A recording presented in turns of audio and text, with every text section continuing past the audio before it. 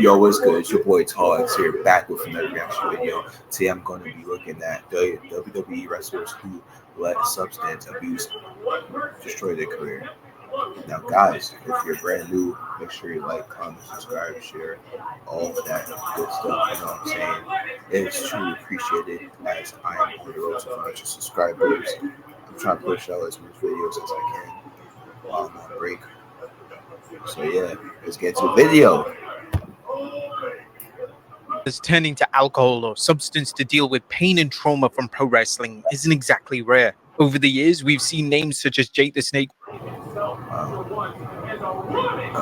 Roberts and Scott Hall all let their personal demons get the better of them. And unfortunately, these two legendary names aren't the only two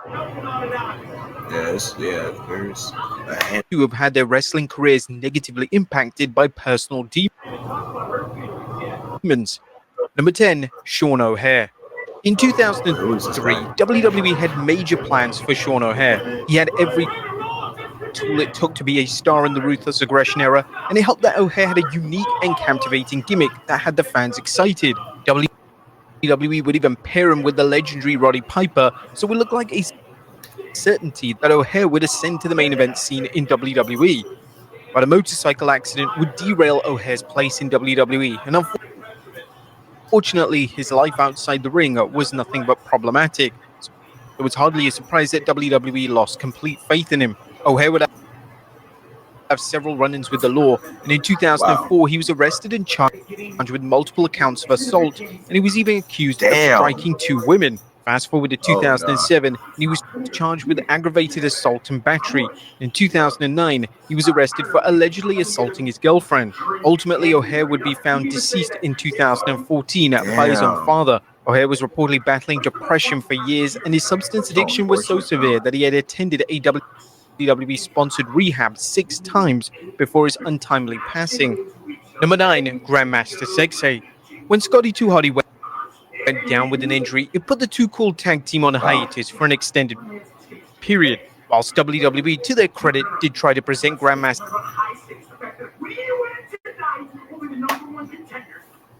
Sexay in a new role, fans had gravitated towards the Too Cool duo, so it was hard to invest in Sexay as a single star or even a new tag team pairing. In June of 2001, it was reported that the former tag team champion had been released from WWE. This wasn't down to creative not having anything for him, it was because he was illegally conveying drugs across the Canadian-US border, so WWE had no choice but to cut ties with him. He would have numerous runs in other promotions over the years, and he even had an extremely brief stint back in WWE in the year 2004. In 2009, he hit headlines after it was reported that he was arrested for public intoxication, and in July of that year, he was jailed for 30 days after failing to attend an inpatient treatment center. In July of 2018, the former WWE star was jailed for driving under the influence, and just a few weeks later, he was found hanging in his cell.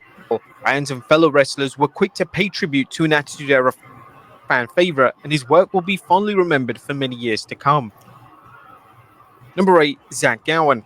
Zach Gowen was a name in the Ruthless Aggression. I'm gonna be honest, bro. I'm not even trying to be disrespectful at all. You know, these are wrestlers that have let substance abuse destroy their own career due to personal demons that they were dealing with. Now, I'm not being disrespectful when I say this, but I don't know some of these wrestlers. All right, I'm gonna keep it the butt, guys. You know, I'm just being honest. All right. But I know I can research it because Google is free. Yeah, I understand. Aggression era that had disappeared virtually out of nowhere. Gowen was great in his role, and even though he was thrown in there at the deep end with top names including Brock Lesnar, he managed to deliver some outstanding work. And it's a shame that his WWE tenure was cut short. He was battling demons when WWE released him, and he reflected on this during an excellent interview with Chris Van Vliet. I didn't have the wherewithal or the emotional maturity. Wait, or am I bugging it? On this tenure was cut short. He managed to in his role, and even though he was thrown in there, yeah, that's insane. Released him, and he reflected on this during an excellent interview with Chris Van Vliet. I didn't have the wherewithal or the emotional maturity. I didn't have the self-control or the foundation to be able to handle the gift that I had received. It was beyond my ability to just be a human being or to be a wrestler or to be someone responsible. I indulged quite a bit, pretty much every opportunity because you have to understand at high school, I never drank, I never smoked, I never went on any dates. So all of a sudden at 19, a year later, you're a WWE superstar. All of that becomes available. And it was like, yeah, finally I've arrived. This is great. And it wasn't so much the drugs and alcohol at the time, it was the inability just to be a productive member of a team, the inability to conduct myself as a representative of a worldwide billion-dollar company. I didn't have the tools to do it. Number 7, Goldust. Wow. Dustin Rhodes, aka Oh Goldust, is a wow. name Them that has two. thankfully managed to turn his life around. Goldust has now been sober for 15 years and he's still performing at a high Hey, level shout out in to AEW. Goldust, man. This has been a AKA difficult road for Dustin Rhodes. Goldust, and there's been numerous times throughout his career where his life struggles have sadly negatively altered his career trajectory. For Goldust, it wasn't the WWE environment that was causing him to have drug issues, as this got even worse when he jumped ship to TNA to portray the infamous Black Rain persona. Goldust would discuss just how bad things were at this point in his life during He's an still interview in with the shape. Post and Courier. Go It on. was day in and day out, probably 2 years solid, and I can go through the list of things. A half a gallon of vodka a day, probably 60 or 70 pills a day, plus other stuff like cocaine. It wasn't good, Wow. but I didn't care. I didn't see the other way. I only thought about where I could get my next fix. I didn't see what it had done to me, or what it was doing to my family and everybody around me. Whilst it's hard to determine if Goldust would have become a world champion or been given a Oh, substantial main event push in WWE or any other wrestling company if he'd stayed clean, there's no denying that the legend himself had a ton keep the to fuck, offer and could nigga. have easily been moved into a major role. Number 6, Raven. Raven has never been one to shy away from the fact that he's battled substance abuse during his career. In fact, when Raven was released from WWE in 2003, it was theorized that behind the scenes antics made WWE never fully commit to Raven and his persona. Wait, wasn't Raven? Hey, correct me if I'm wrong. I don't know too much, but wasn't Raven like a part of um the Blood Brothers or something that used to always have like these random blood like coming from like out of the sky? You know what I mean? Like out of the air. That would be crazy. I'm not gonna lie, bro. I don't know. Maybe. Persona. This is what the legendary Jim Ross had to say regarding the 2000 release on his podcast. Sometimes Vince has selective hearing and selective memory like all of us, so Scotty just never fulfilled his potential there in WWE. Talented guy, a good mind for the business, but there was questions at time about his reliability. Is he down a rabbit hole a little bit with his extracurricular actions? I don't know. I don't recall him flunking a drug test, but he might have. He just never fit well. He didn't fit well enough for Vince to let all that slide and keep rolling with this push because we all knew that the push is everything. JR is spot on with his assessment, as Raven had so much insane talent that WWE could have tapped into. Whilst he was never going to be pushed to work with names such as The Rock or Stone Cold Steve Austin, he could have had a permanent place in the mid card in WWE, but all they were interested in was presenting him in the hardcore division or on Sunday Night Heat. Number 5, Sean Waltman. Sean Waltman, aka X-Pac, had an unbelievable reputation as a pro wrestler in the 90s. It wouldn't be hyperbole to say that Waltman was considered to be one of the most reliable pro wrestlers in North AKA America, X-Pac, as he could have AKA great matches with 123K. anyone, and the fans absolutely loved him. Whilst he had an outstanding reputation in the That's ring, tough. the same couldn't be said for his reputation behind the scenes. That's a tough Waltman was photo. well known for having substance abuse issues, and Eric Bischoff once claimed that Waltman was a competent performer when sober, but these sober periods were few and far between. When he left WWE in 2002, every time he appeared in the media, it seemed to be regarding a negative story. Waltman has been open regarding his struggles, and he admits that he struggled with an addiction to methamphetamine and narcotics such as cocaine and painkillers. In 2008, it was revealed that Waltman had attempted to take his own life. He consumed a mixture of Damn, alcohol really? and pills before the attempt, but thankfully, his girlfriend at the time was able to make sure that he was okay. Waltman hasn't had it easy, but thankfully in recent years, he's truly managed to work on himself, as he's often a guest at WWE shows and looks to be That's in a good. great place mentally. At least Waltman you're is able evidence that to anyone can fund yourself. overcome the lowest of the lows and Have get the their life back on track. this too. Number 4, Umaga. Between RP. 2006 to 2009, Umaga always seemed like a name that was on the edge of greatness. Umaga was pushed into the main event scene numerous times, and each time he delivered. However, Umaga never became WWE champion, which was a shame, Yeah, as that's he would have been unfortunate. embraced in the role by the audience.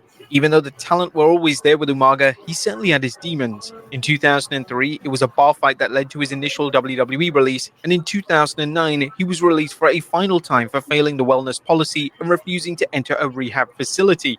The sad thing about Umaga's release in 2009 was that he would pass away just a few short months after his release. It took some time for WWE to acknowledge Umaga's work and his untimely passing, and thankfully in recent years, his body of work and legacy has been celebrated celebrated on WWE television. There were even calls to see the former Intercontinental Champion inducted into the WWE Hall of Fame, and hopefully one day this becomes a reality. Number 3, Road Dogg. One of the most popular stars of the Attitude Era was Road Dogg. However, as the Attitude Era went on, he began to be used less and less on television. It transpired that he was battling personal demons, and these were so severe that WWE were forced to fire him in 2001. It took some time, but Road Dogg eventually got clean and sober. The first person he called when he was back on track was Jim Ross, as he wanted to make amends. Road Dogg has now been clean for 13 years, and he's been working with WWE in a major role backstage for the past decade. Number 2, William Regal. When it comes to the most underrated pro wrestlers of all time, William Regal is often placed towards the top of the list. Regal was a phenomenal pro wrestler, and he was able to portray any character with conviction and depth. Unfortunately, every time it was looking like Regal was going to receive the main event push that he deserved, his demons resurfaced, and WWE were forced to go back to the drawing board. The most notable instance of this was in 2008. Regal had just won the King of the Ring tournament, and it was rumored that Regal was going to feud with Triple H over the WWE title. Sadly, Regal had failed WWE's wellness policy, and that was enough for WWE to cancel the push immediately, and Regal would never be trusted in this kind of role again. Whilst these demons were able to derail Regal's momentum time and time again in WWE, he was lucky enough to take on numerous roles backstage. As things stand, Regal is currently in WWE and is considered to be one of Triple H's closest confidants. And number 1, Jeff Hardy.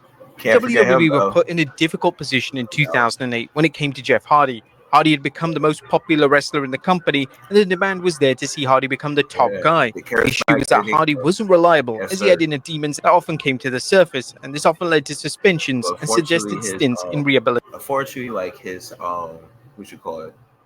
his life outside of the company, stuff happened, bro. So that's why you gotta be careful what you do, like outside of whatever job or occupation you do. You know what I'm saying? Because it could hurt you in the long run, like for real. Rehabilitation facilities. This was a frustrating time to be a Hardy fan, but it was understandable what WWE's dilemma was. They were committed to giving Hardy numerous runs as champion between 2008 to 2009, but none of these were lengthy. If WWE did commit to going all the way with Hardy as a guy, then it could have backfired massively. And in the PG era, WWE had to have a squeaky clean guy as a face of the company. And unfortunately, Hardy didn't meet that criteria. Wow.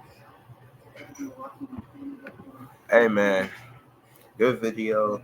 I like how they explained the context behind each of the substance abuse that destroyed these wrestlers' career. You know what I'm saying?